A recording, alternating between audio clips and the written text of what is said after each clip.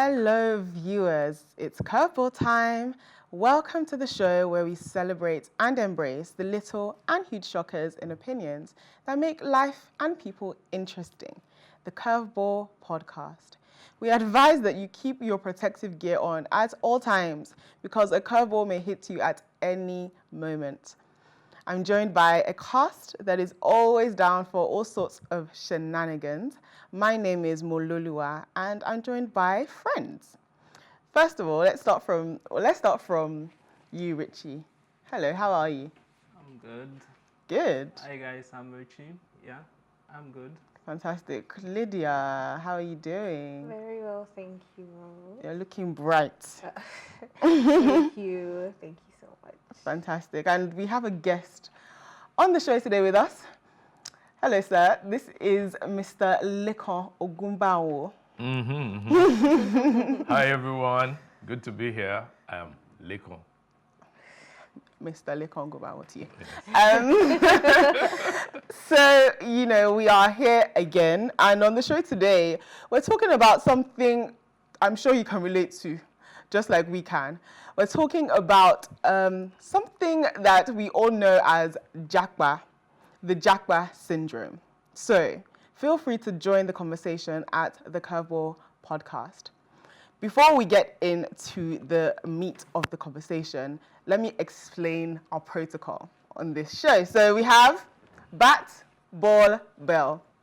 The most controversial person, or the person with the most controversial takes, will take the bat. The person with the more agreeable takes will get the ball, and the bell is there if you feel like you want to sort of, just somebody has said something that you want to lay emphasis on, just hit the bell. Okay? All good? Yep. Fantastic. Let's get started then. So Japa, we call it Japa. That is a term speaking about people effectively leaving the country for greener pastures. It's a Yoruba term, which is a language within Nigeria. But that's sort of on paper. To you, what does Japa mean? Well, Mo, Japa in society today Yes. connotes or signifies a brutal decision. I'm using brutal intentionally. Brutal decision to remove oneself from what is perceived to be the toxic Nigerian environment. I want to be out of this place. I'm out of here. You understand me? That's Japa, right? But in the real sense of the word, it's just a relocation from one place that seems not to promote the dreams, the actualization of the dreams and expectations of the individuals concerned to another place that may offer significant differences in actualization. Okay? So I know that Japa in Yoruba is used as a slang. Yes. Right? That I have removed myself from here. Pa is I'm not coming back. You understand me? Yes. Intentionally or literally. So Japa. Now, maybe I should expand it if you Yes, please. allow. Is it a new thing? The answer is no, it's not. Okay. I have friends who left Nigeria in 1979, 1980, 81, 1987, 1988. You understand me? And they're back in Nigeria now. They went to the US, they went to Canada, went to London, name it. They're back. Why? Because there's no place like home. As they say. That's the truth. No place like home. There are opportunities there that you could use, and you see and if we move away from the recent years, if you call 79, 80, 81 recent, right? No, to me it's recent. To me it's recent. Now, before our generation, and I know that you look at me as a dinosaur. You understand? It doesn't matter. No, I always thought my dad is not old. Necessarily. It's allowed, right? But before my own generation, the thing we used to see was that in those days, our predecessors went overseas to study. You understand? And as soon as they finished, many of them, if 100 left, like about 85 will come back to Nigeria. Those other 15 will not be too far. They will still be coming and going. Now, the reverse is the case these days. yeah. If 100 left, maybe 15 will come back, right?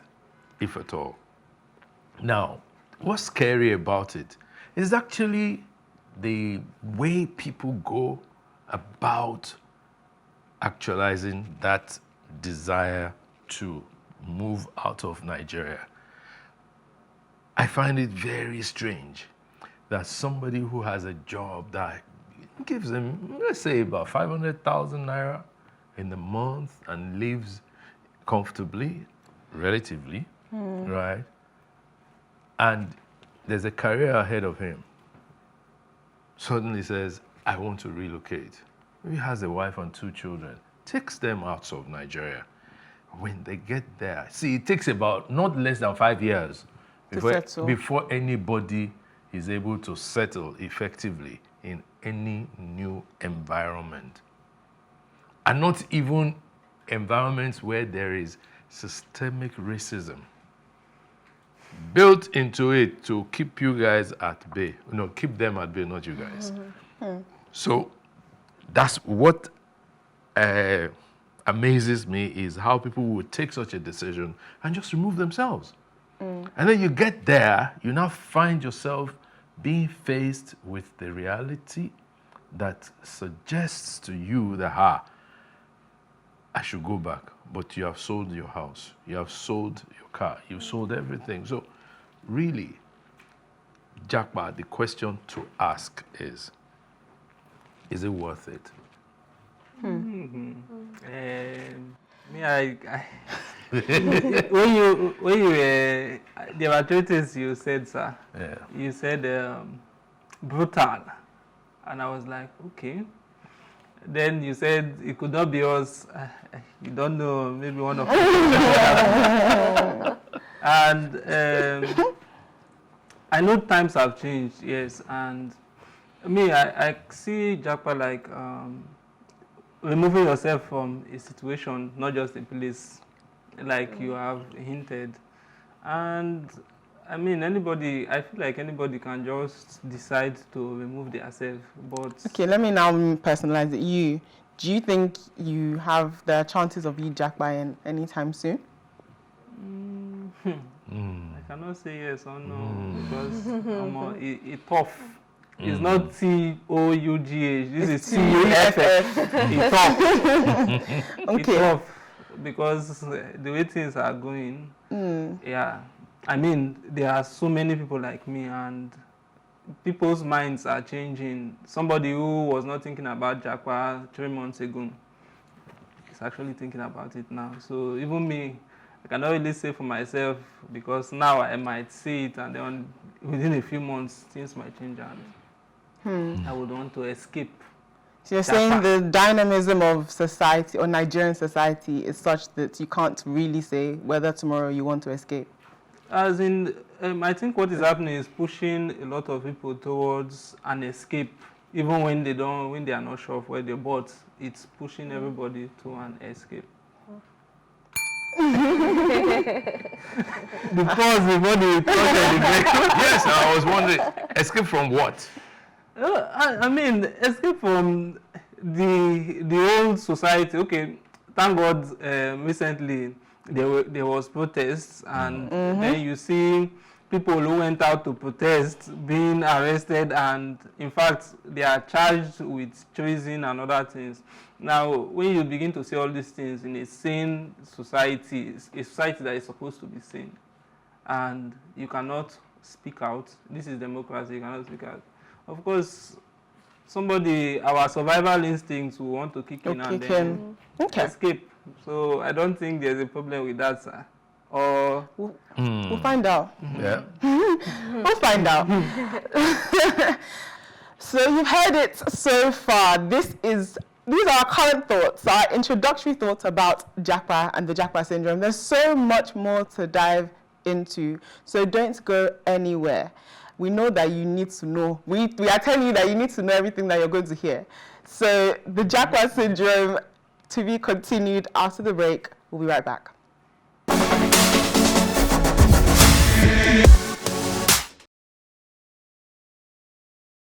Welcome back to the Curveball Podcast. We have been talking about Japa, the Japa syndrome. Everybody and their dog is leaving Nigeria. It seems Nigerian, that Murtala Mohammed is a hotspot. So let's talk about why. What are people escaping from? Lydia, why are they running? Why are you running?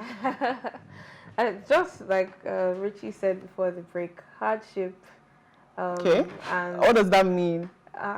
What does hardship in Nigeria look like? Is maybe what I should ask. to be honest, I feel like even hardship it's turning into like everyday life, and I think some people are just the people that have decided to Japa they just don't want that for themselves anymore. So you that you're staying, you want it, I mean? That's not what I No, because I wouldn't even say that I stay. Okay. Oh, But, fair enough. Okay. That's an assumption on my some part. people are just driven, some people are just desperate to just have some stability in their lives. I think Nigeria is it's an adventure every day. It is an adventure every day, and I feel like personally, I also feel that way. That there really isn't so much stability in the country, in almost all aspects. Especially when it comes to the financial aspect, and I think the finances sort of project into other aspects of people's lives. Okay. So Is that exclusive to Nigeria? No, definitely not. But Okay. So why they're running to? Are they also experiencing similar hardship, and therefore would there be relief? I think if we talk about that financially, this is the worst time to be a Nigerian. A Nigerian. How can you say that? I was going to say, we have someone that's been a Nigerian for longer than we've been born. How can you say that? That's what I think. So Okay, yeah.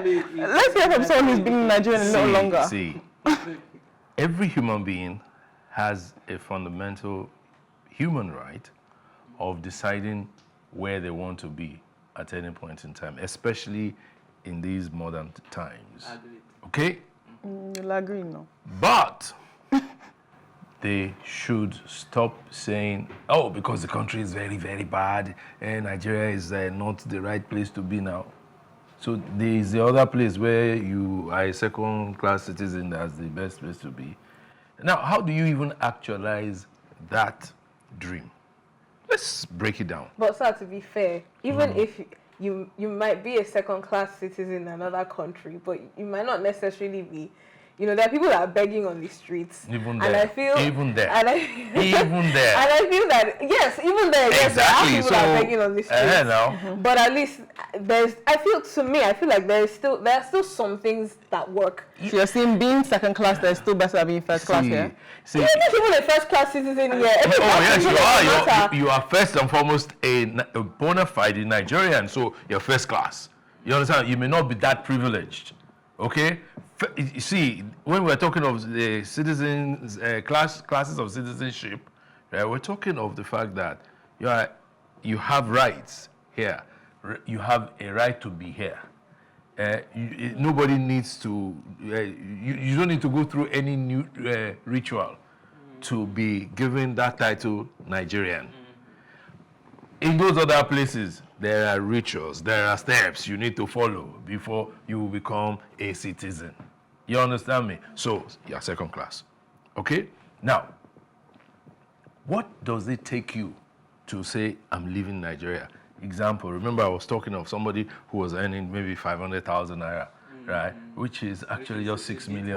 Well, yes, it is a high. Now, we should use those people, because those people, right, sadly, there are many of them who, once they get to those new places, they realize that, like that song that you people love to sing, adulthood, Scam. They realize that they've been scammed and that they participated in scamming themselves. Let's break it down. Okay, if you don't even have a job, but you're much younger, someone like me now, I can't see myself relocating anywhere. You understand? Wait, I can't. But a younger person who wants to relocate, what are you doing here, first and foremost? What is it going to cost you to go there? Say you want to go and study, all right? You need to put money into an account, maybe about 10 or 20,000 pounds. Yeah. How much is that in naira? Question to ask is, if you're able to raise that kind of money in naira, can't you do something else with it locally? And I'm talking of people who have sold their belongings to do that. You see, young people like you, wait, Lydia. Well, young people like you, I don't have anything against that you're going to explore. You follow?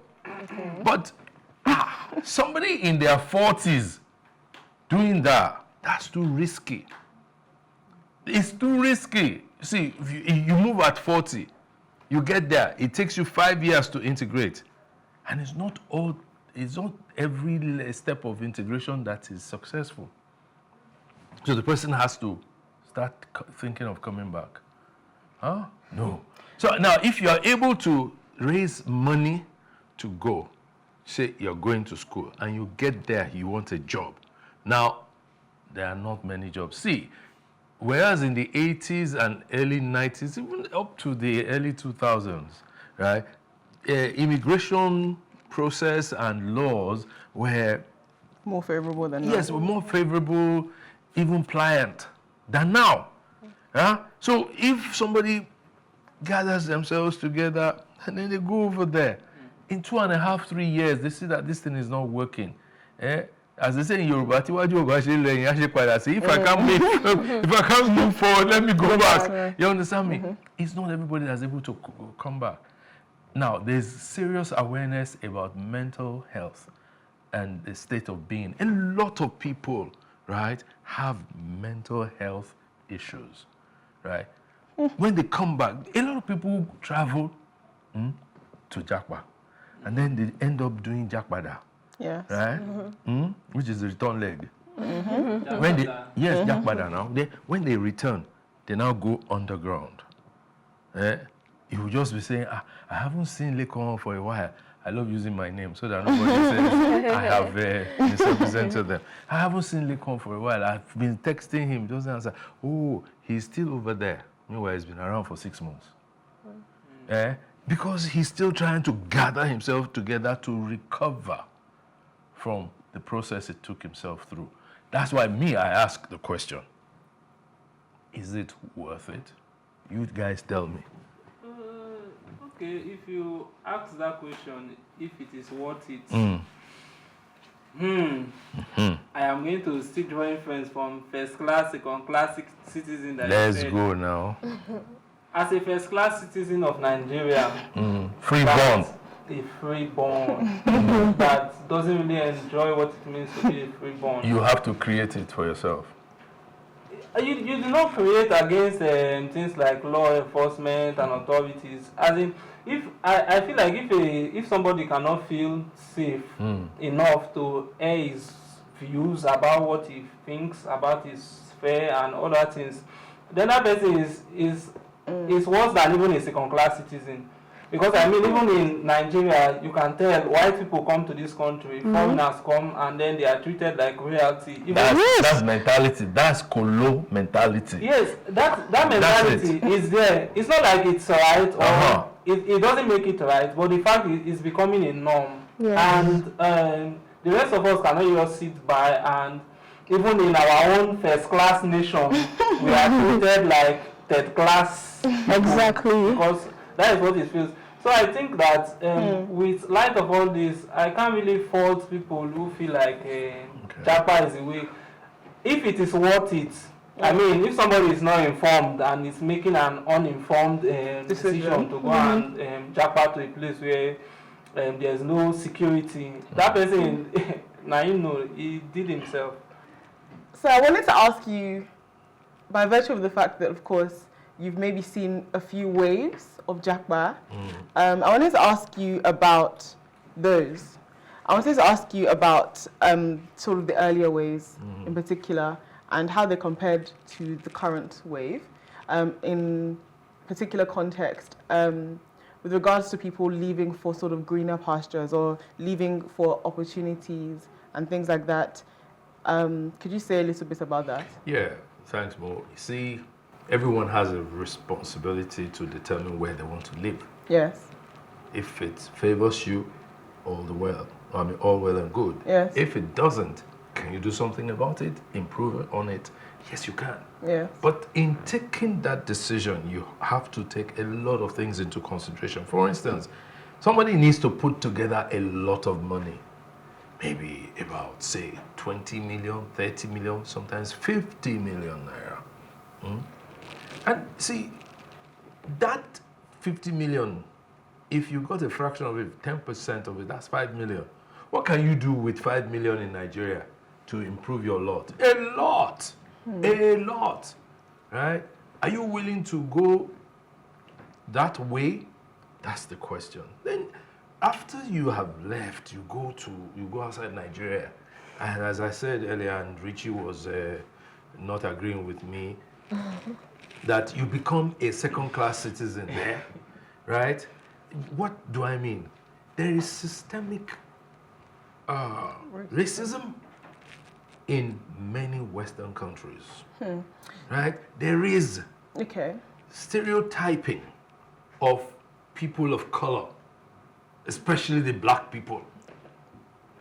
Where, for instance, if as a black person you step into an area or a locality and people see you as a black person, some white people will start shutting their doors. It's systemic. You have not done anything, yeah? And some people find themselves having to jakpada when they come back to Nigeria. They don't outgrow that mental state for a long while. Because see, if you leave Nigeria today and come back in 5 or 10 years, those you left in Nigeria will not be stagnant. Yes. They're going to make progress. So people now come back and say, Lekan, you're doing very well. Oh. Say, we thank God, though. Right? But you go, Lekan B, that's the grandfather person. He says, bills, meaning that you were not paying bills here. You are paying bills now. You understand me? The difference is that system over there is so organized that if you don't pay your bills, if now water, then cut. If now house, they will throw you out. You understand? Because that's how their system runs. Here, you can go to Baba Landlord and say, please.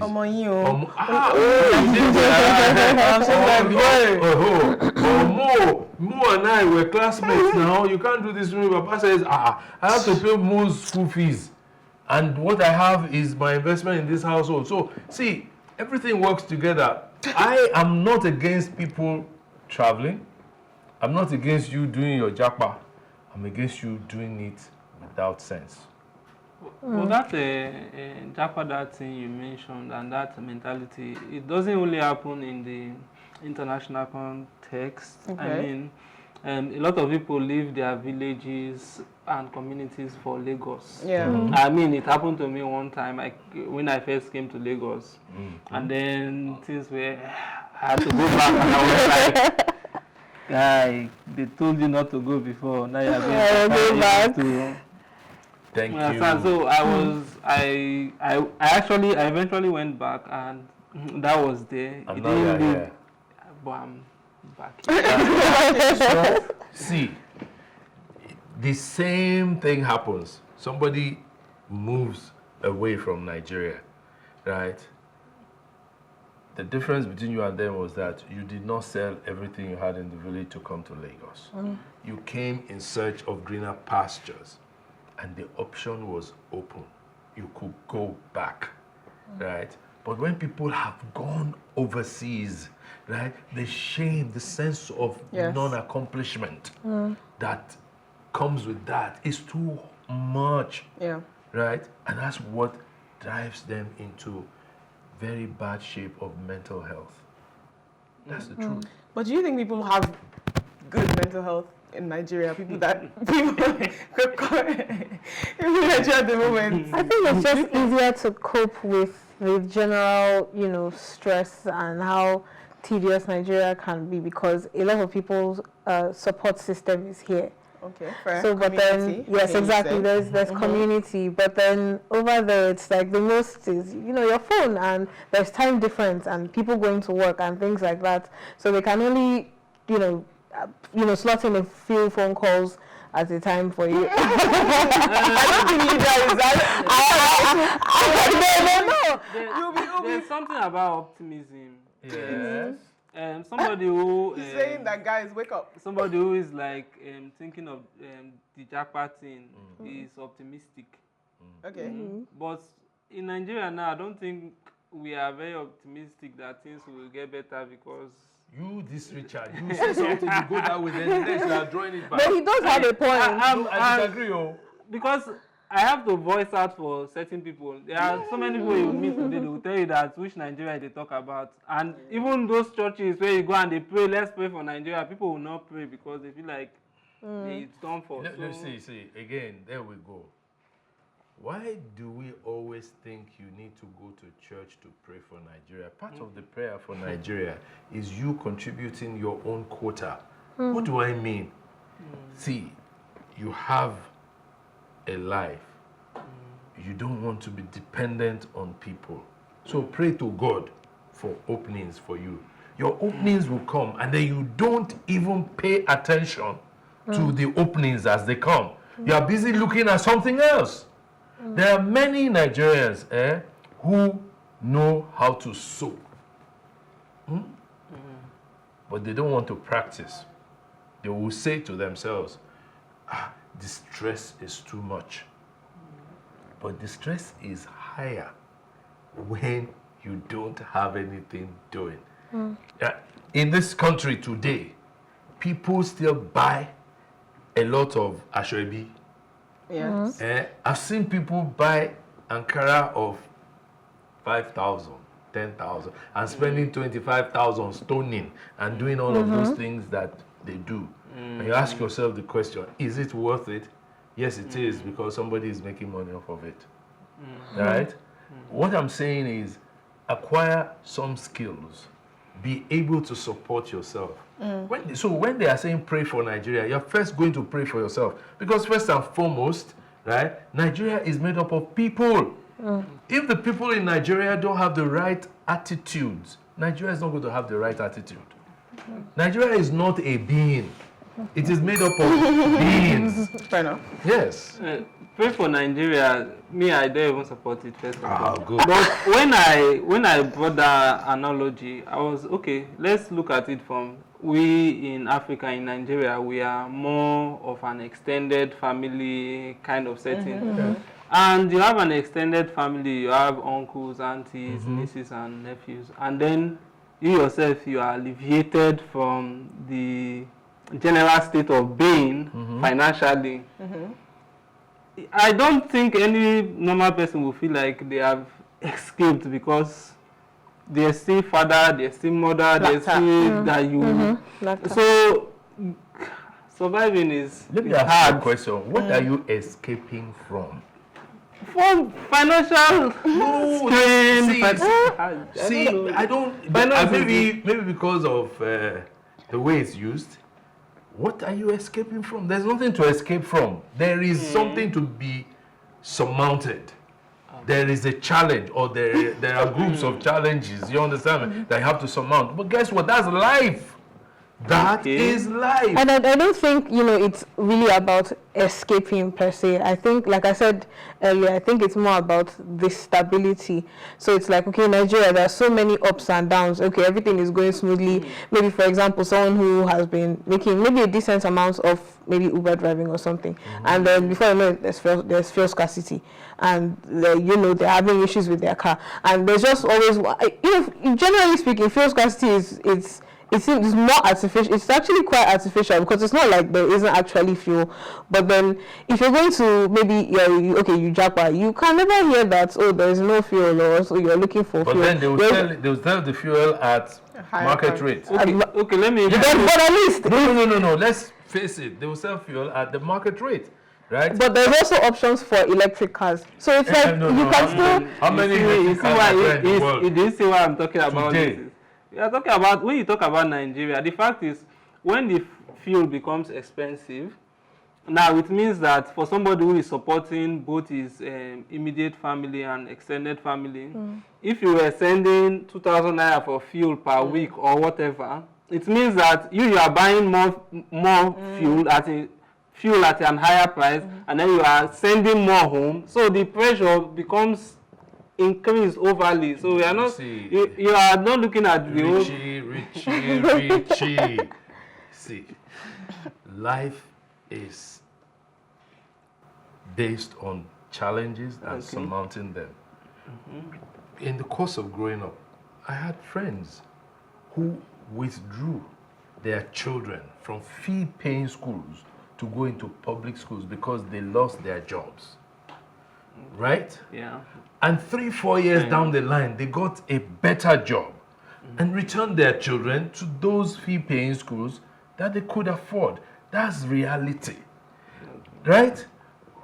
When somebody says, my children must go to fee-paying schools alone, how much do you earn? You're not earning money. And then you're going to people, hey, Mo, can I have 100 from you?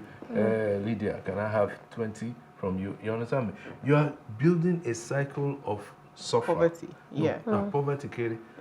Suffer. You continue to suffer. And smiling. You understand me? Meanwhile, but if you told you sat them down, hey guys, I can't afford to do it. You're going to this school now, and that's the way it's going to be, right? You are telling them, because see, many children from homes that find life difficult need to be told the truth of their situation. Add to it, if you are sending money home, I remember there was a guy still very close to me, right? We were working out together and just said, that he couldn't afford to give his mom money monthly, that he wasn't earning much. So I looked at him, I said, please, you have a responsibility to send something to your mother, even if it is just 3 naira. Your mom, knowing that it is regular, looks forward to it, prays for you, and will assign that money to something. He started doing it. Guess what happened? 4 years later, his mother died. He came to me and said, sir, thank you for teaching me that thing, for sharing that with me. Because if I waited till I was earning a lot of money, I would not have been able to give my mother anything. His own older brother was waiting to earn more money. He was never able to give his mother anything. And the guy regretted it for the rest of his life. So what I'm saying to you is that, please, some of the stuff that we regard as challenges or burdens, they are part of what makes life. It happens overseas too. It does. Don't jar anything. Okay, you guys also don't jar. Stay with us. We're going on a break, but don't jar anything. Yes. We're still talking about the Japa syndrome, and we'll be right back.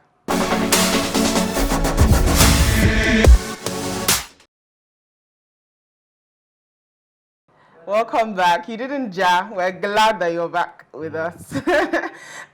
Discussing the Japa syndrome. So we're wrapping our conversation up now, but I just want to put this out there because I know that a lot of people viewing are thinking it. This, Richard, what did I do to you? You side-eyeing me. I was actually... the side eye. This, maybe romanticized view of, oh, just keep pushing and all of this in Nigeria. Is it not really only if you belong to a certain socioeconomic class in Nigeria that you can even have the luxury of saying, oh, just keep pushing? Somebody that doesn't know what they're going to eat tomorrow, are you going to be able to say, oh, just come on, you can do this? Like, you know, are you going to be able to, are they going to be able to see things from that point of view? Or is it only really from a certain point of privilege that you can, privilege being relative, maybe privilege as pertains to Nigeria, that you can say these kind of things? I am pained that we don't understand so much about our history. Okay. The bulk of the people who have led us politically, economically, even religiously, they were not from any affluent background at all. If you took somebody like Chief Obafemi Awolowo, right? Yeah, he qualified as a lawyer, but he studied by correspondence. You understand? So, that's somebody who is regarded as the best president Nigeria never had. His mother was an illiterate. Yeah, so how much influence is there? You get? Take somebody like General Babangida and see, don't just look at people's histories that is in the public view or public space. Dig into them. As a child, he lost his father very early, never met his father. His mom too died. He was raised by an uncle. You understand me? Yet he entered the Nigerian military, rose through the ranks, became a military president in the course of life, right? You can't write off what he became. You understand me? There's late Chief Gani Fawemi, an outstanding lawyer. You understand me? He was not the child of a super rich person. You get what I'm saying? Every man has a man, and by man I'm talking human being, has a right to decide his own destiny. Where does he want to go? He has also a duty to activate it. I used to drive Kabu Kabu in this same Lagos. Yeah, I used to go to my 12 to carry those women that sell pepper now, to the extent that one of them said to me, brother, would you need Jojo can news down on it and 8? She was right. And I said, no, the people who read news, right, cannot do this kind of thing. I thought so. I said, don't you know that all creative people too? Experience. You understand? So it's not a question of, don't look at me today. Look, ask me what it was like. I can tell you. And see, in the course of life, you will meet people who will be pivotal to your growth, your development in the course of life. Those are milestones for you, right? You are supposed to recognize them, thank them. There are people today who were helpful in the course of my growth that I can never thank enough. And many of them don't even know themselves. They don't know how I hold them. So, but I have a responsibility to let them know. I have a responsibility to push myself. I also have a responsibility to share with generations coming after me that, hey guys, this is how this thing is navigated. Look, stop saying things like, you have to belong to a class. No, you don't have to belong to no class. You have to belong to a class of people who want to improve themselves. You must. So even if you went overseas, would you not work to improve yourself? Go and check the statistics. In the United States, Nigerians are described as the singular group of people who have the highest level, the singular group of immigrants who have the highest level of education. You understand? I think second only to India. Because the population, right, of Nigerians who go there to study is higher than that of Nigerians who don't go to study. You get? So let's now break it down to individuals. Those individuals are helping themselves to actualize their goals for themselves. But sir, isn't that kind of the point? So the people that went to study, they may or may not come back, fine.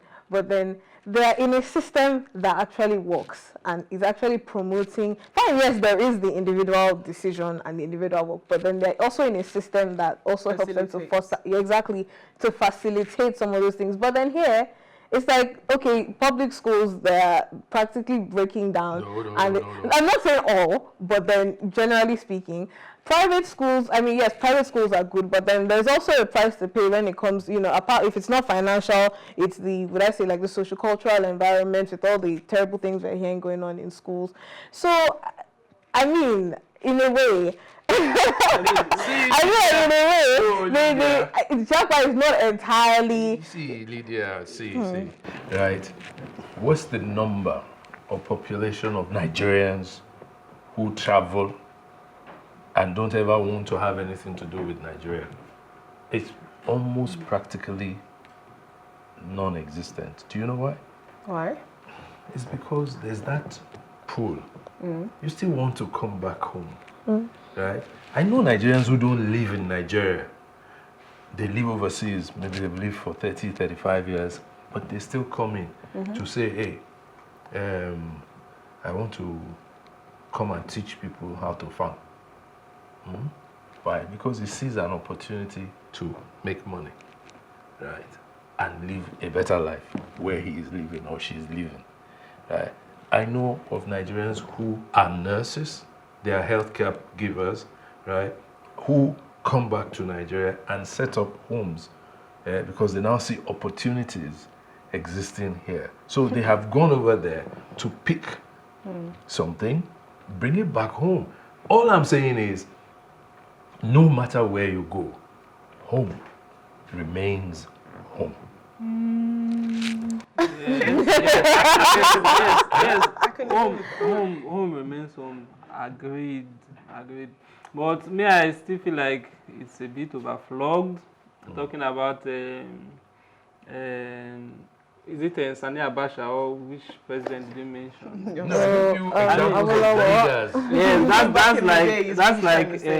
That was a time where things could happen. And then the sample size is smaller compared to the amount of people who can make things, who can do a lot of stuff, who are capable enough to rise and then don't have the opportunity or the environment to be able to do so much. Exactly. Well, you see, again, opinion is personal. Let's look at the entertainment world in Nigeria. Yeah, let's look at the entertainment world in Nigeria. Let's look at musicians. Yeah. The top 10 Nigerian musicians. Yeah. Top 10, right? Save for Davido. Save for Davido. Okay. Who? I share your opinion. Exactly. Who comes from a good, privileged background. You understand me? What are the privileges of the others? They are struggling people. They are people whose opportunities came because they stuck with their dreams locally. Meaning it's not only Davido you call people like even Bona. No, Bona. I said top 10. Yes, Bona is top 10. He's there already now. Bona is there already. As I save for Davido, all the others don't come from that level of privilege or affluence. That's what I'm saying. You understand me? But they stuck to the pursuance, the pursuit of their dreams. They were committed to it, and they remain committed to their craft till today. That's why they will hold concerts, and the whole place will go wild. They have concerts attended by larger audiences outside of Nigeria than within Nigeria. You understand me? So what that means is the commitment to the craft. You understand me? It's not the environment. It is the commitment of the individual to their personal visions and goals is what will make a person break through. Wow. Yes. And I feel like giving me the... Wow, let me give it to you. Allow me to give it to you. Go ahead. Yes. I cannot argue with that. That is so correct. I think, but I still feel bad for the amount of upcoming musicians that I know that are working so hard. well, I guess what we're saying is do what you can with what you have. Make the best of what. No, not just that. Not just that. See, it is not every trader, right, that goes home every day with huge sales returns. Yes. But it is every trader who goes out daily that stands the chances of coming back home with something better. Yes, that's it. Yeah, so it is the commitment, please. It's the commitment. Yes, now. It is the commitment. You stay committed to your craft and push yourself to excel. Whether that's home or wherever you are. wherever you find yourself, just be committed to it. It will come, right? Though the vision may tarry. But I mean, we won't undermine the fact that, yes, the environment to an extent does matter. I'm sure you recall me saying that I Let's don't have much. I don't have anything against people taking steps to improve themselves. If it means going overseas, go.